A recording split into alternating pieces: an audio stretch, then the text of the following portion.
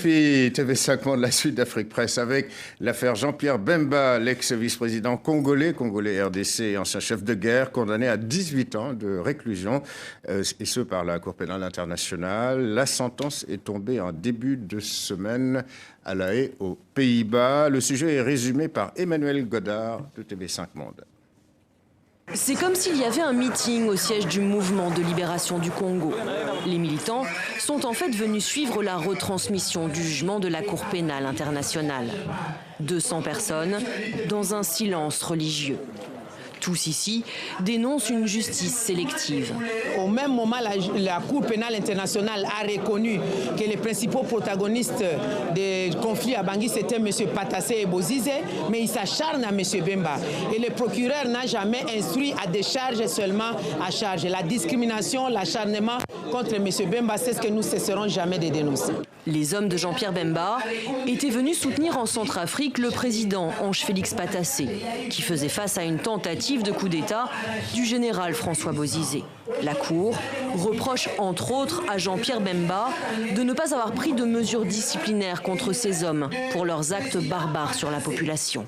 Que Jean-Pierre Bemba soit jugé par la CPI alors que d'autres ne se trouvent pas inquiétés, certains n'hésitent pas à parler ici de néocolonialisme.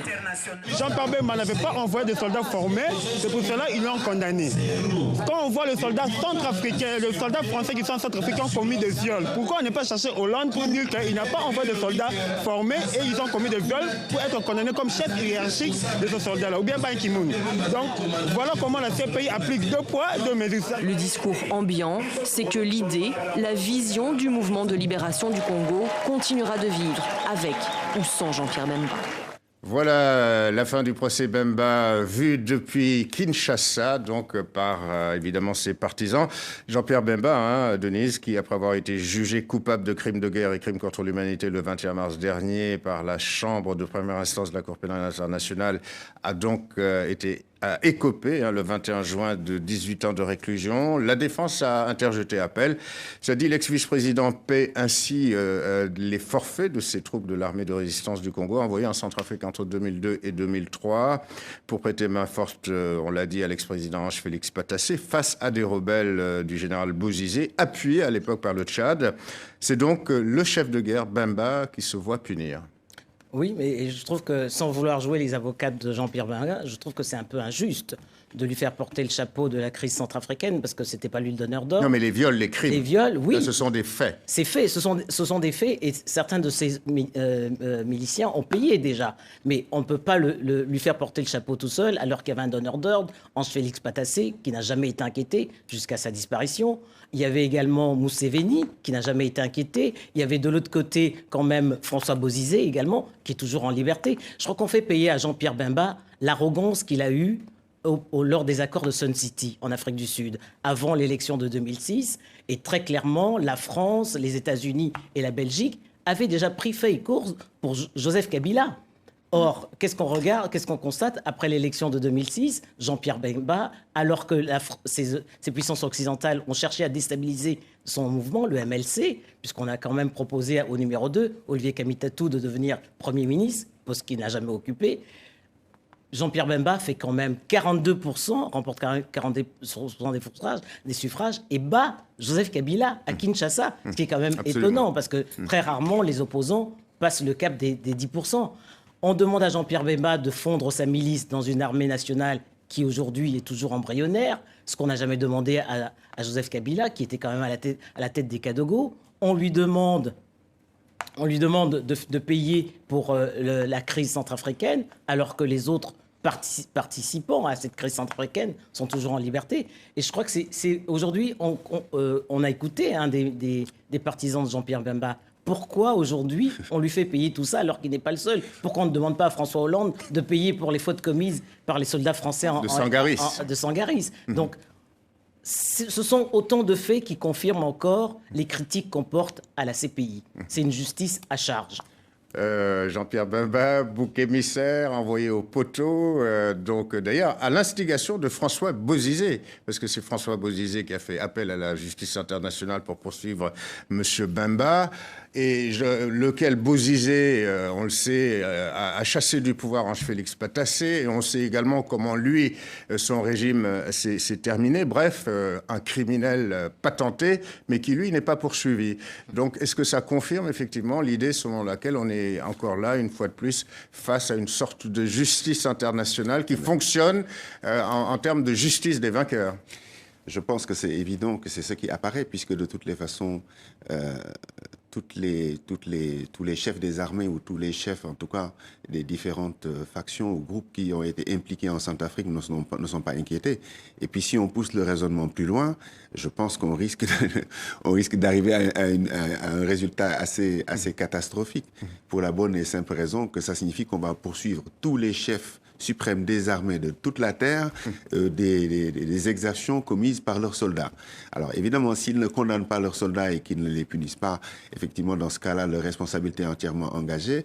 Mais s'ils prennent des mesures contre ces soldats-là, et c'est d'après ce que j'ai compris, c'est le cas, il n'y a aucune raison. Donc manifestement, il y a un problème. Et puis il y a cette superposition un peu de combat interne entre Kabila et puis Jean-Pierre Bemba qu'on ne peut pas écarter. Donc là, du coup, les choses se passent comme si, en fait, la CPI a été instrumentalisée ou s'est instrumentalisée elle-même dans son analyse et dans son approche. Elle a manqué de sens politique. Sabine. Moi, je trouve que c'est un peu plus compliqué que ça quand même, parce que c'est quand même bien que des gens qui sont à la tête de mouvements armés qui se livrent à des exactions doivent rendre des comptes. Mais en même temps, ce qui est injuste, c'est qu'ils soient sélectionnés sur cette base. Et il faudrait non seulement juger Jean-Pierre Bemba, mais aussi tous les chefs de tous les mouvements rebelles, ou tous les groupes armés. La tête des Kadogo. Kabila aussi. Tous les groupes armés de RDC, parce qu'à l'époque, c'était structurel en RDC. Chaque homme politique avait sa milice. Absolument. Donc, on ne peut pas lui reprocher d'être le produit d'un système. Il faudrait juger le système. Mais d'un autre côté, ça donne un signal clair aussi, surtout avant la crise qui s'annonce en RDC.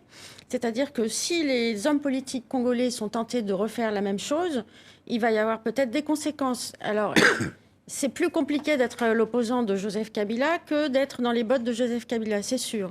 Mais je pense que c'est un signal qui est fort. Et puis comme Fatou Bensouda le dit quand même, tant que les hommes politiques africains ne respecteront pas les lois internationales ni leur peuple et se serviront de leur peuple comme de chair à canon, on aura des Africains dans cette cour de justice. Voilà, c'est tout. C'est vrai que ça paraît injuste, etc. Mais bon... Mais on a l'impression qu'aussi il y a certains pays qui sont évités par la CPI. Ça ferait du bien d'avoir un petit peu d'Israël et un petit peu d'autres choses, d'États-Unis même, ou de France, enfin, d'armées impérialistes qui sont sur des théâtres d'opérations un peu partout dans le monde et qui commettent des exactions. On le voit un peu partout. Il y a eu des viols en Centrafrique. Alors on dit qu'ils commettent des exactions, mais en même temps, ils contribuent à sécuriser ces pays. Enfin, que ce qu'ils apportent positivement est supérieur aux dégâts que commettent leurs soldats. En même temps, on dit de Bemba qu'il ne pouvait pas ne pas savoir. Donc ça veut dire que désormais, savoir, c'est déjà être dans une situation délicate. Mais il avait déjà sanctionné c'est une partie de ses milices. Hein. Oui, bien sûr. Non, parce qu'il savait, mais on l'a condamné parce qu'il ne pouvait pas ne pas savoir. Donc il ne peut pas être innocent. En fin de compte, rappelons quand même savait aussi, Museveni savait aussi, voilà, ils sont en liberté. Rappelons que l'arrestation de Bemba en 2008 a été une arrestation assez bizarre. Absolument. C'est à la dernière minute, il a été cueilli en Belgique et on venait de sortir de Le mandat d'arrêt avait été signé la veille de son arrestation. La veille de son arrestation, donc on l'a un peu pris en traître, si j'ose dire. Et puis, on sortait, Denise, de cette crise sévère qu'il avait opposée à Joseph Kabila, dont il a été le vice-président entre 2003 et 2006. Et cette crise sévère, notamment, avait abouti à une confrontation avec la garde rapprochée de Bemba et celle de Kabila. Et on a bien compris que la communauté internationale avait pris fait et cause pour Kabila le Petit. Absolument, parce qu'à ce moment-là, on avait demandé, au lendemain des élections, on avait demandé à Jean-Pierre Bemba de fondre sa milice au sein de l'armée, une armée qui n'existe toujours pas. Ce qu'il avait refusé de faire. Cette armée en RDC, elle est toujours embryonnaire, 10 ans plus tard. Mais et les Kadogo de Kabila n'ont pas été fondus dans cette armée-là. Donc, Jean-Pierre Bemba, justifie sa réaction assez musclée, comme il était en position de défense.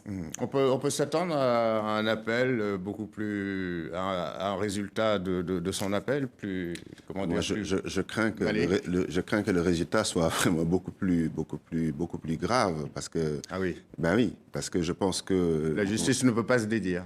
Déjà le procureur Fatou Bensouda ne peut pas dédire son prédécesseur. Voilà, avait demandé beaucoup plus. Donc je pense que là, il a interjeté appel, mais il prend des risques. Mais bon, c'est une question d'honneur aussi, quelque part. Mais en même temps, le résultat juridique risque d'être catastrophique. Et le résultat politique aussi, parce qu'on est à la veille d'un grand tournant en RDC. Et le signal fort que ça donne, c'est que Kabila est tout puissant, et qu'il est tellement tout puissant qu'il peut se permettre de faire condamner Moïse Katumbi à... je sais plus, 3 ans de prison ferme, sur la base d'un dossier complètement truqué, sur la base d'une maison qui, en fait, appartient bien à la famille de Katumbi. Enfin, c'est du grand n'importe quoi. Et je pense que le message politique qui est donné, c'est que c'est un peu carte blanche à Kabila. Donc, c'est très gênant. Kabila, d'ailleurs, qui s'en prend à la communauté internationale, qui dénonce l'ingérence. Voilà, c'est-à-dire... Une communauté internationale qu'il a pourtant soutenue, n'est-ce pas, en 2006. Mais bon, les hommes politiques sont comme ça. Malik. En général, ils ont des variations autour d'un même thème, donc je crois qu'il faut considérer ça comme une variation autour d'un même thème. Alors, l'un des principaux alliés à l'époque de Jean-Pierre Bemba, Olivier Kamitatou, justement, fait partie du G7 et de l'opposition. Et peut-être que, quelque part, ils ont envie aussi de démontrer que, finalement, Joseph Kabila n'est peut-être pas si démocrate que ça, Denise. Oui, le mais démocrate que l'on défendait. Aujourd'hui, le G7, c'est quand même à un candidat, c'est Katumbi. C'est Katumbi, Moïse Katumbi. C'est Moïse Katumbi. Donc, ils essayent effectivement de monter une opposition structurée face à Kabila, mais vont-ils y parvenir? Parce que, comme le disait Sabine, aujourd'hui, on sent que Kabila reste encore tout puissant. Un dernier mot, Sabine? Oui. Ce qui signifie qu'on a du souci à se faire pour la suite du mandat et de l'organisation des élections, etc., etc. Non, mais non seulement du souci à se faire, mais il y a une insurrection qui vient en RDC, tout le monde le sait, et tout le monde fait comme si ça n'allait pas se produire, Enfin, ça va être catastrophique, cette crise-là. Il va y avoir encore une guerre. Alors que Kabila réclame à corps et à cri son dialogue national. Mais quel dialogue? Pour discuter de quoi? De ses propres erreurs? C'est lui qui était responsable. Il n'a pas fait le recensement, il n'a pas fait les choses à temps. C'est lui qui devrait être sur la sellette. Ce n'est pas les autres qui devraient être sur la sellette. Il n'y a rien à discuter. Bon, voilà. Eh bien, c'est la fin de cette émission. Merci Denise Epoté, Sabine Sessou, Malik Diawara, ainsi qu'aux équipes techniques et rédactionnelles d'Afrique Presse. Cette édition est à retrouver, bien sûr, sur les sites internet de RFI, rfi.fr, et de tv5monde.com. C'est donc la dernière édition de la saison. Rendez-vous début septembre, après cette parenthèse de l'été, que nous vous souhaitons joyeuse. Encore merci de votre fidélité à Afrique Presse.